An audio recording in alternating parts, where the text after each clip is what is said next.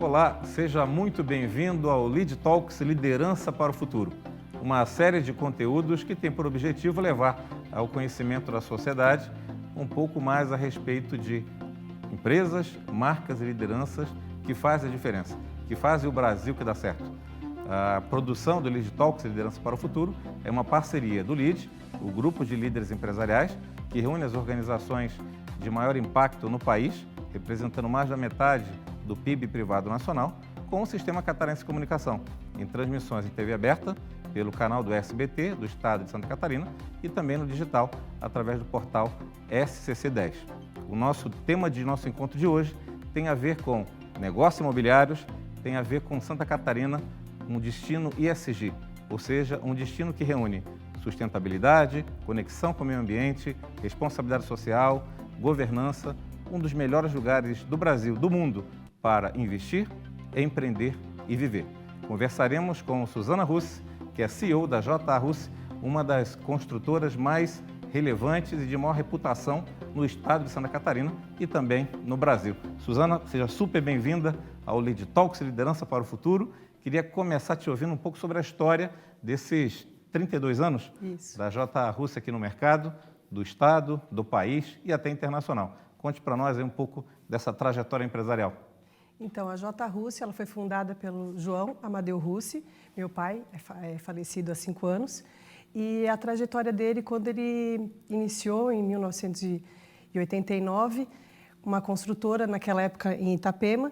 Os prédios daquela época são diferentes de hoje, que a gente constrói hoje, mas a história começa sempre assim, né? Devagarinho até alcançar o que temos hoje. O escritório dele era o chevette dele, ele encostava debaixo da obra e fazia suas vendas ali. No final de semana ficava lá esperando o pessoal vir de Blumenau, de Brusque, para comprar um apartamento de frente para o mar.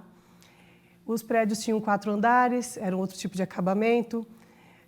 E a evolução da construção civil foi acontecendo em todo o território nacional, mas em Itapema teve um boom, assim vamos dizer, de acabamento, de tipo de construção, a partir do momento que meu pai teve a ideia de fazer o Splendor of the Seas, que é um grande empreendimento que tem lá em Itapema, que surgiu depois de suas viagens pelo mundo, que Itapema devia ser um destino de férias, como se a gente estivesse num resort, só que esse resort fosse teu, com área de lazer, piscina, sauna, sala de jogos, tudo isso que a gente vê hoje nos empreendimentos, que ficou, faz parte agora padrão. E naquela época foi um diferencial muito grande, era uma obra muito grande e todo mundo dizia que não ia dar certo, mas ele não, como visionário, disse vai dar certo. E hoje a gente tem esse empreendimento lá de frente para o mar, que foi um grande marco na construção civil, que fez toda essa virada de empreendedorismo em Itapema e região. Daí dali surgiram outros home resorts que a gente conhece por aí. Legal. E imagino que vocês pegaram, então, claro, toda essa mudança do que era uma Itapema, uma Balneário Camboriú, de 30 anos atrás, 20 anos, 10 anos Estrada atrás. de chão, areinha na praia, sem ter acessibilidade. Agora a gente tem tudo isso que a gente consegue encontrar aí de qualidade de vida. E um destino de luxo, não só no sentido do luxo material, mas o luxo pós-pandemia que se tornou a conexão com a natureza, né? Ou seja, a nova riqueza, o novo luxo é o tempo, é o natural, estar perto do que lhe faz bem, a conexão com o meio ambiente. Queria te ouvir um pouco sobre essa evolução, como hoje é o posicionamento empresarial da JA Russi na relação com seus clientes. Quem é esse cliente? Como ele mudou nesse pós-pandemia, vamos dizer assim? A gente diz que a mudança na construção civil ela é muito lenta, porque uns projetos eles são muito longos. Então, a maioria tem 72 meses, então acontece... E para se projetar, o que a gente entrega hoje, ele foi pensado há 10 anos atrás, entende? O que tu compra hoje pronto, ele é um fruto de um produto que foi desenvolvido há muito tempo. Então, a JA Russi sempre acreditou na excelência e viver bem, nesse sentido. Então, quando aconteceu a pandemia, nós já estávamos com produtos em desenvolvimento pronto para entrega dali a 1 ano, 2 anos. E foi um marco no sentido de que as pessoas foram para dentro de casa e começaram a observar os seus lares, né? Como que era a qualidade de vida dentro da sua casa. E muitos dos nossos clientes que são de fora, eles estavam em apartamentos que eles consideravam pequeno para ficar preso, né? Como você disse, todo mundo queria ter contato com a natureza. E a nossa região proporciona isso, porque apesar do isolamento, a gente podia dar uma volta de carro, podia ir até a serra, podia ir visitar a praia. A gente conseguia ter acesso a essa natureza e a qualidade dos empreendimentos no sentido de ter área de lazer. E acessibilidade para uma farmácia, a Balneário Camboriú, Itapema, tem todo esse entorno de natureza e de área de qualidade de vida, no sentido de ter um shopping, de ter serviços, toda essa infraestrutura, essa é a palavra que eu estava procurando. Em 1 hora a gente está em Florianópolis, em 3 horas nós estamos em Curitiba, então foi um destino que as pessoas escolheram para viver pós-pandemia. Tanto quanto a qualidade dos imóveis que eles foram adquirir, quanto a vizinhança e tudo de infraestrutura que as 2 cidades elas proporcionam, né? Ou seja, até nessa era digital, onde muitos podem escolher onde viver, né, e trabalhar de maneira mais remota, talvez esteja mudando um pouco o perfil daquele imóvel apenas de praia ou de momentos, só de final de semana, para também ser onde viver. Vocês têm percebido esse... Muitas pessoas se mudaram para a praia, né? Os próprios empresários, né, os líderes, eles conseguiram se afastar um pouco mais da empresa, fazer o seu processo sucessório adiantar nesse momento e conseguir se afastar um pouco das suas empresas e tocar elas de longe. A gente percebe pela vizinhança lá muitos empresários que conseguiram sair um pouco das suas cidades e tocar seus negócios de forma remota, com o olhar lá, mas com o coração e o pé na praia, né?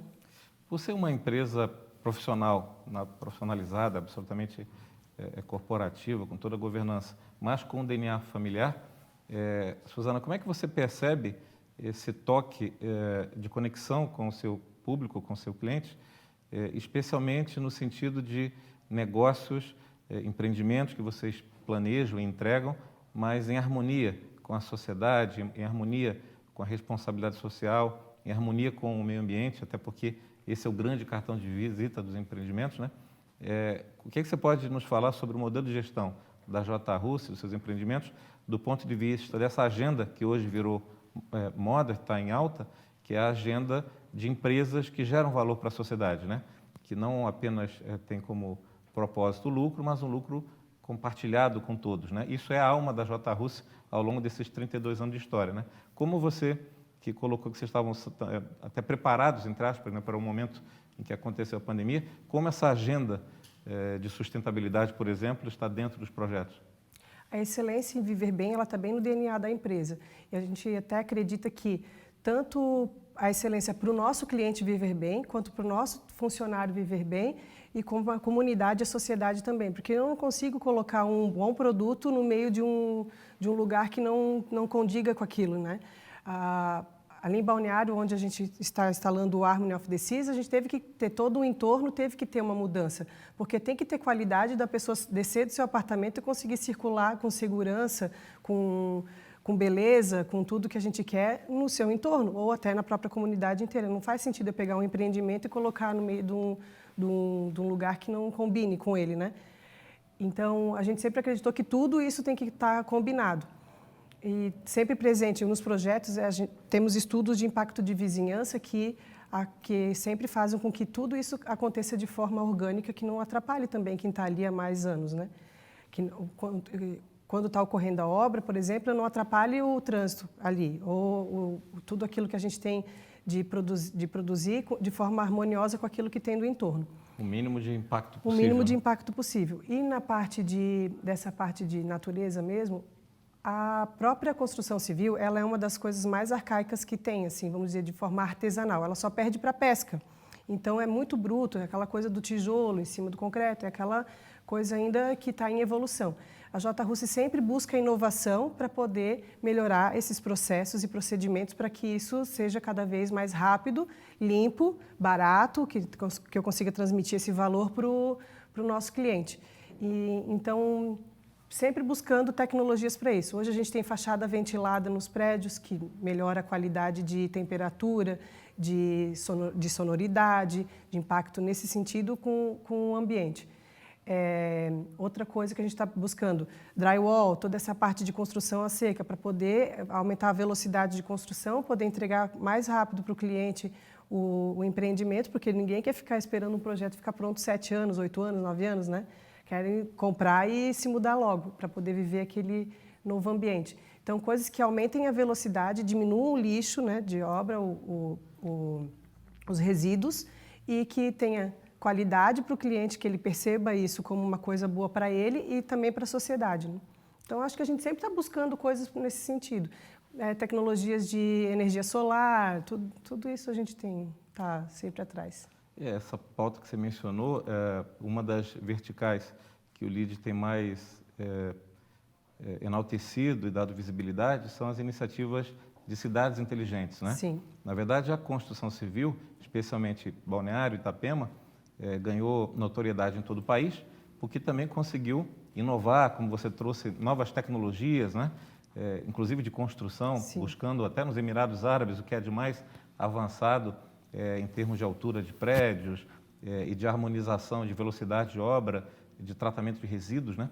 E hoje a pauta de cidades inteligentes tem como foco essa ideia de harmonizar, ou seja, de você ter ambientes que tenham segurança eletrônica, instrumentos digitais, economia de recursos, ou seja, tratamento dos resíduos e lixo, a questão de economia de iluminação, né? Ou seja, ter sensores que permitam com que você tenha um uso cada vez menor toda a parte de automação, de energia, de automação, né? Então, eu queria te ouvir um pouco sobre essa bandeira de cidades inteligentes, não só do ponto de vista da construção, mas como você bem falou do entorno, né?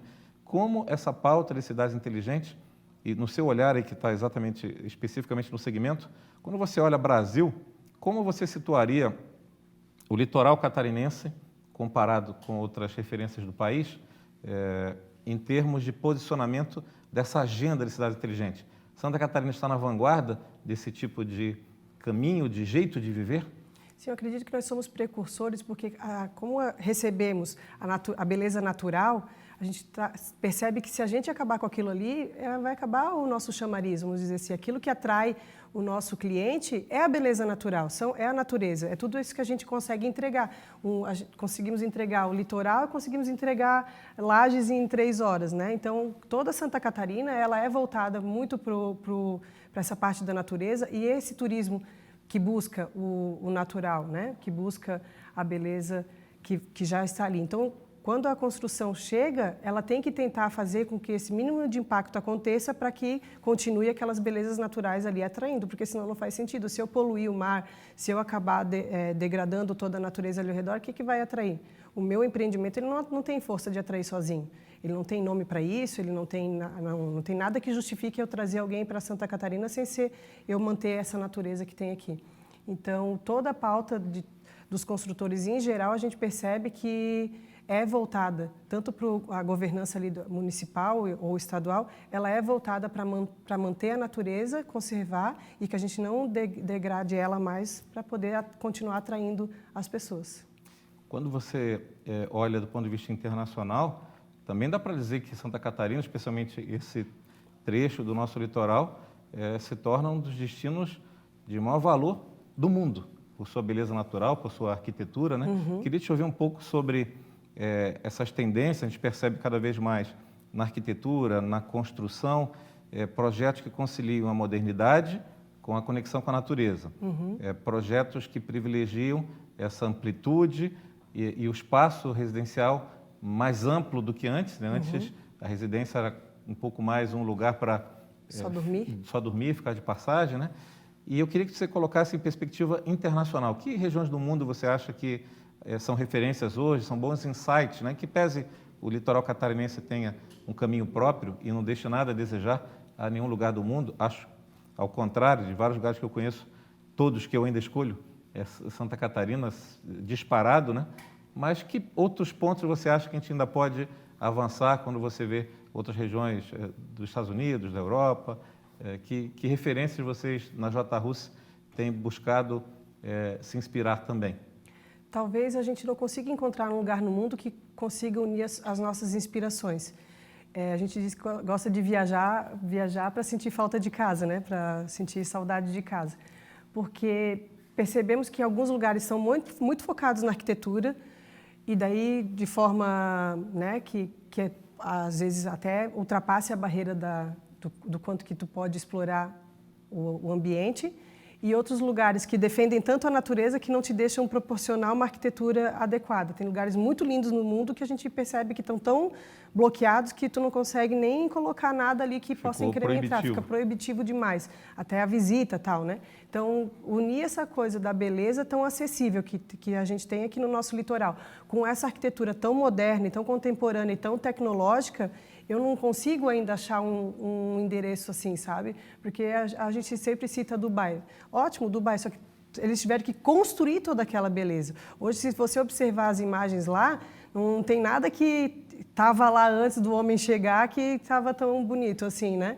Hoje a gente vê aquelas ilhas lá, tudo que proporciona, mas foi construído. Aquilo lá a gente pode dizer que é beleza humana, né? Que foi afetada lá com materiais de Deus, né? Mas eles tiveram que botar a mão lá. E aqui na nossa região a gente consegue fazer isso, porque tem tanta acessibilidade, né?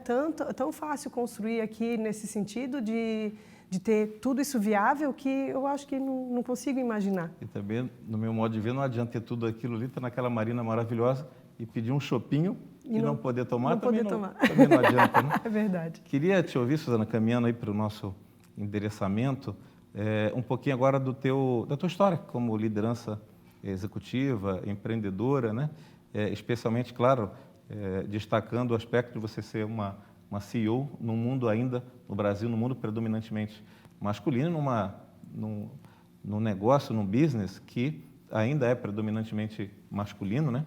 E eu já sei pelo teu perfil, teu olhar, de como você encara isso com absolutamente naturalidade. Mas acho importante, como inspiração para outras Suzanas, que muitas vezes querem empreender em diversos segmentos de mercado, mas ainda se sente talvez um pouco não inclusas facilmente num ambiente corporativo que ainda tem, infelizmente, alguns protocolos e algumas restrições não faladas, sim, vamos dizer assim, que acaba inibindo aquele talento de prosperar. Queria te ouvir na tua trajetória, qual é o seu olhar hoje do papel da liderança empresarial? O LEAD acredita muito num líder que vai além da performance operacional. Sim. E mais do que resultados, ele ajuda a impactar por uma sociedade melhor e por isso os negócios prosperam. Qual é o seu olhar hoje, um pouco da sua trajetória que te trouxe até aqui como CEO de uma das mais importantes organizações do Estado? Né? Eu vou falar da minha trajetória pessoal, né? O que eu acredito. A empresa tem 32 anos e eu tenho 37, então eu praticamente nasci dentro dela, né? Cresci ali dentro. O meu pai foi um homem visionário tanto no sentido de empreendedorismo quanto no sentido de criação de filhos. Ele sempre acreditou que eu tenho uma irmã um pouco mais jovem que eu, tínhamos que trabalhar desde cedo. Então, a gente sempre trabalhou desde cedo. Desde os 14 anos, nós estamos envolvidas em alguma atividade da empresa. Ou era na parte do calçadão pré-shopping, que é o nosso centro comercial, lá como secretária, ou como atendente de boliche, ou como atendente de estacionamento. Qualquer coisa que tinha vaga para suprir aquele momento, ele colocava nós lá para trabalhar. Então, ele sempre acreditou que para uma pessoa poder gerir outras pessoas, ela tem que ter caminhado dentro da empresa. Então, nós trabalhamos dentro da empresa em diversos setores, tanto no financeiro, contábil, administração de condomínio, recepção, porque a gente tem que saber onde a pessoa está. Aquele momento que na hora de eu gerir ela, eu tenho que entender que aquilo que ela está me contando, eu já vivi. Então, eu sei o que ela está passando. Tem autoridade. Tenho né? autoridade porque eu sei onde ela está pisando, pelo exemplo. Então, muitas pessoas não conhecem a minha trajetória porque meu pai era uma pessoa muito presente, ele era uma pessoa, quem conheceu ele sabe que ele era uma trovoada passando, né? Ele não passava despercebido. Se ele estivesse aqui, isso aqui já era uma bagunça. Então, ele era uma pessoa muito forte. E a gente estava ali ao redor dele vendo toda essa situação do estilo de liderança dele acontecendo e a gente crescendo ali. Eu trabalhei em diversas empresas do grupo. E quando ele veio a falecer de forma muito precipitada, ele descobriu um câncer e em 60 dias ele faleceu, nós já estávamos dentro da empresa. Então, ele faleceu numa quinta-feira, nós velamos ele na sexta-feira e era carnaval. Então, na terça-feira de carnaval, nós já voltamos a trabalhar. Nos reunimos, a diretoria, posicionamos as pessoas nos locais, aí eu assumi como presidente, a minha irmã como vice, e na quarta-feira a gente começou a trabalhar do ponto onde estava, Perfeito. Porque a equipe já estava lá, as Tinha uma pessoas já governança estavam já. lá, a governança já estava lá. Até a gente implementou mais a governança, né? Contratamos conselheiros externos e tal. Mas a estrutura da empresa já estava lá, as ferramentas, a parede, os projetos já estavam lá. Então, muitas pessoas não acreditavam que eu e minha irmã pudéssemos dar continuidade daquilo ali. Só que a gente já estava no meio do mecanismo, entendeu? A gente brinca, a bicicleta já estava rodando, não tinha como parar de pedalar e a gente só pulou para cima dela e continuou a viagem. Então, eu cresci lá dentro e ele nos preparou, tanto trabalhando quanto nos estudos. Ele sempre exigiu que a gente estudasse bastante, não tinha essa de matar a aula. Eu me formei em Direito, sou advogada, depois passei para curso de Psicodinâmica em Negócios, parte de gestão de pessoas, gestão de empresas, então sempre estudando em tudo quanto é Fundação Fritz Miller, FGV, INSPER, tudo que tem de curso, eu e minha irmã somos muito aplicadas nesse sentido. Então a gente se preparou tanto na prática quanto na teoria. Então eu tenho orgulho de dizer que eu tenho uma vida, né, para chegar nesse momento. E as pessoas às vezes pensam, ela é herdeira, né? Acabou de chegar aí, está assumindo o negócio. Não, a gente tem uma construção ali dentro. Então, fica fácil porque nós já estávamos no lado de dentro do negócio. Não estávamos do lado de fora e ter que sentar numa cadeira que ele muitas vezes falou para mim, o que tu quer? Quer sentar na minha cadeira quando ia dar uma ideia nova, alguma coisa? Quer sentar na minha cadeira? Eu falei, eu não, essa tua cadeira é muito pesada, eu não quero ela para mim. Tanto é que quando eu assumi, eu tive que trocar de cadeira porque eu não consegui sentar na cadeira dele. Que é aquela lá, aquele Game of Thrones, aquele trono era dele, não era meu. Então, eu tive que construir a minha história ali dentro, tanto eu quanto a minha irmã, e deu que nós somos mulheres. Se eu fosse um filho homem, né? Era o homem que ia estar ali naquele momento. Eu acredito que ele teria criado de mesma forma, né, como a minha mãe e meu pai nos criaram, eu acredito que ele teria criado um homem nesse sentido. Então, deu que eu sou mulher. Como eu me posiciono? Gerir uma construtora é como gerir qualquer outra empresa, porque precisa de ferramentas, insumos e pessoas. E eu me considero uma gestora de pessoas. Então, eu falo assim, se me tirar a construtora hoje, não tem problema, eu vou tocar um carrinho de pipoca, eu vou tocar qualquer coisa, é gerir pessoas, tanto clientes como funcionários. Então, eu tenho facilidade nessa parte diplomática e de gestão em si, de ver o que a pessoa tem capacidade de me entregar para a empresa e fazer ela dar o melhor dela, entendeu? Porque eu sempre acreditei, meu pai falava, tu não precisa ser melhor nas coisas que tu faz, tu precisa estar rodeado das pessoas que são as melhores nas coisas que elas fazem e saber direcionar cada uma no seu setor. Então, a minha equipe é fantástica, eu consigo contar com eles e daí fica fácil, né? Quando a gente gere pessoas boas, daí a facilidade é ótima. O Romeu Zema falou aquele dia, quando o mato está alto, qualquer foice cega faz bom serviço. E o mato está alto e as nossas foices são bem afiadas, então fica maravilhoso, né, de trabalhar. Maravilhoso, fantástico. Suzana, como última questão nossa aqui, eu queria te ouvir visão de futuro. Qual é o propósito que hoje te move, que move a JA Russe? Qual é a sua visão de futuro da próxima década da JA Russe, do mercado que está situado? Onde você imagina, eu queria que você dissesse essa resposta agora, pensando no que você vai ver deste vídeo daqui a 10 anos, né? Eu espero ver desse vídeo daqui a 10 anos os projetos que nós estamos desenvolvendo hoje. Como eu te disse, tem um projeto que a gente está há mais de 12 anos desenvolvendo ele, e agora que ele está em execução. Hoje estamos desenvolvendo uns 6 projetos. E eu vejo que temos serviço aí para mais 20 anos, né? Eu tenho um filho de 12 anos, acho que ele que vai, se ele quiser, ele que vai ter serviço para tocar. Lá na frente, junto comigo e com minha irmã e toda a família, como você disse, apesar de ter governança, é uma empresa familiar, né? A gente acredita no olhar do dono, né? Ali dentro. E eu vejo esses projetos em andamento, em execução, em entregas, novos projetos e a construtora JA Russe como uma construtora boutique, que te entrega o luxo personalizado, não em quantidade, e sim em qualidade. Eu quero ter um apartamento de frente para o mar, luxuoso, que eu tenha qualidade de vida e que eu possa viver bem a minha vida. Aí você lembra da JA Russe, é isso que eu vejo. Fantástico. Ouvimos hoje a Suzana Russe, CEO da JA Russe, uma das empresas mais notáveis do mercado imobiliário, de construção civil do estado de Santa Catarina, uma das empresas que ajudou a construir o que é Itapema e o que é Balneário Camboriú hoje para o Brasil e para o mundo. Acompanhe esses conteúdos do Lead Talks em todas as plataformas do Lead e também do Sistema Catarinense de Comunicação. Nos encontramos no próximo episódio.